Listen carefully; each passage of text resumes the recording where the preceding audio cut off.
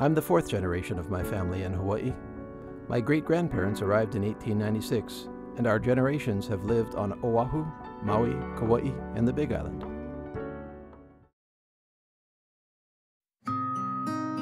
I was born and raised in Hilo, the eldest of 6 kids, all born and raised in Hilo.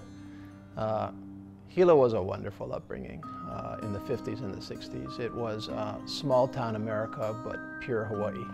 So all of those small-town values, values of community, values of friendship, values of helping each other, self-sufficiency, all of those were present in Hilo. When we would wander all over the Big Island, we'd camp at the beach, we'd go to the volcano, we'd hike in the mountains, we surf, skin dive, spearfish. I went through the public schools until 7th grade, and I was routinely the only haole in my class. My friends were just an assortment of all ethnicities, all classes. When I got to 7th grade, I went to Hawaii Preparatory Academy in Kamuela, and I was a boarder at HPA in 7th grade. And Kamuela at the time was a small ranching community. I walked into class, first day, 7th grade. There were only 16 of us in that class. 12 boys, 4 girls. And I gotta admit, I noticed her right away. I was no ladies' man. I didn't know what to do. And I proceeded not to do anything about it for a number of years. What caught my attention was one of the other girls was interested in you. Oh, I see. So there was a competition there. I came back from Christmas vacation after junior year, and she had left suddenly. I graduated from HPA, and I didn't go straight to college. I wanted to see the world, and I traveled on my own at age 18 to Australia and New Zealand. I worked down there on a sheep station. Then I went to Williams College on the East Coast, a very old, prestigious, highly qualified school. First time in my life, people cared what religion you were, what class you are, what school you went to. Those things were foreign to us here in Hawaii. I think I went into career counseling, and it said summer internships in Washington, D.C.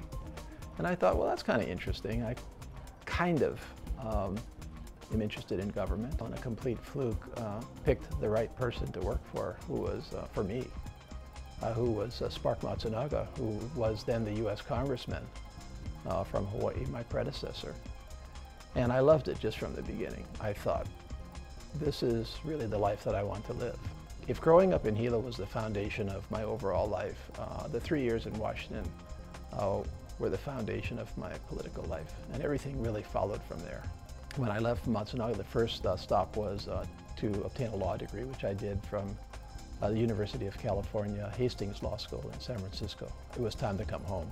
I'd been away from Hawaii for 11 years at that point. When I came home at 29, the first year I worked for Hawaii Supreme Court Chief Justice William Richardson. I felt it was important as both a lawyer and a politician to understand how the courts worked, understand how disputes were settled, understand how policy was made and interpreted.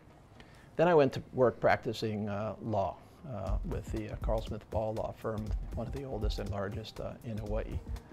And I worked for them for 20 years. I was coming into my complete element as a lawyer. I was successful, but I had the public service side that was unfinished business. In 1994, I ran for the state legislature and was elected, and was re-elected in 1996, 1998, and 2000.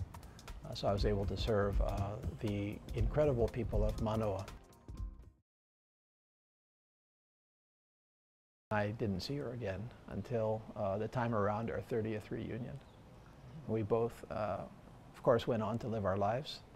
We both had prior marriages with 2 great kids each. It wasn't love at first sight. Yeah. But we, you know, we kept in touch, and somewhere around the fall, things happened.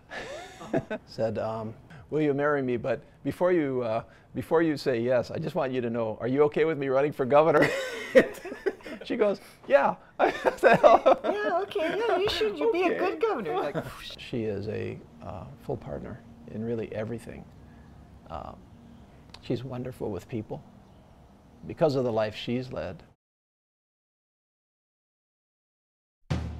I'm Sansei. I'm third generation on both sides. My father's family is from Hiroshima. My mother's family is from Fukuoka. They first immigrated to Maui, worked on the Punene plantation, and a few years later went to Kona. I was born at Kapiolani Medical Center, but we were in Pololo Valley at the time. My dad was Episcopal minister. He served at the Good Samaritan Episcopal Church right on 10th Avenue. When I was 5 or so, my dad had an opportunity to serve a church in San Francisco. We were there for about 5 years. Coming back to Kamoela after growing up in San Francisco, no radio, no TV, small house. After getting used to it, I really enjoyed the rural life. Then I went to San Francisco State University. After I graduated, I was working part-time towards the end at I-Magnons in San Francisco, which is equivalent to like Neiman Marcus here. I couldn't get out of there fast enough and I came home. At that time, United was hiring, Pan Am was hiring, Continental was hiring. That particular year, in '79, they moved the training center to Hawaii. So I naturally chose Pan Am because of that.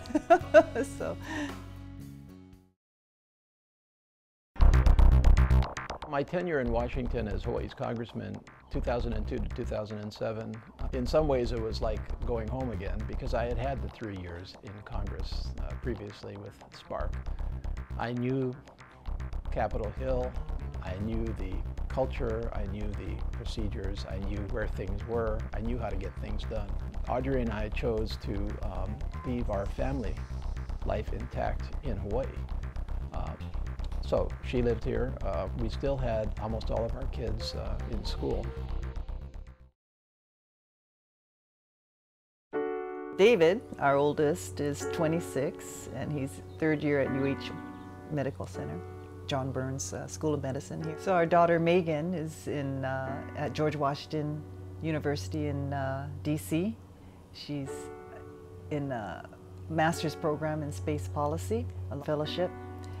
So right now she's our favorite because her education is being paid for. James is 21 years old. He is a junior at Occidental College in Los Angeles.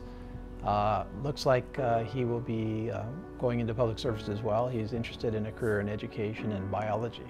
Our last one, David, is 19. He is a freshman at Colgate University in New York. He has been very interested in counseling for a long time, majoring in psychology. Wouldn't be at all surprised if he ends up as a school counselor. We have taken our self-reliance and independence that we both were given by our parents, and we've given it to them, and they're very independent, self-reliant, accomplished people in their own right, and we're really excited. I was raised to believe that life has meaning only when you are helping others. That has been part of my fiber since I was born. Some people are overwhelmed at very difficult problems and issues and challenges. I thrive on them. My stage in life would kind of want to slow down a little bit. I'm ramping up.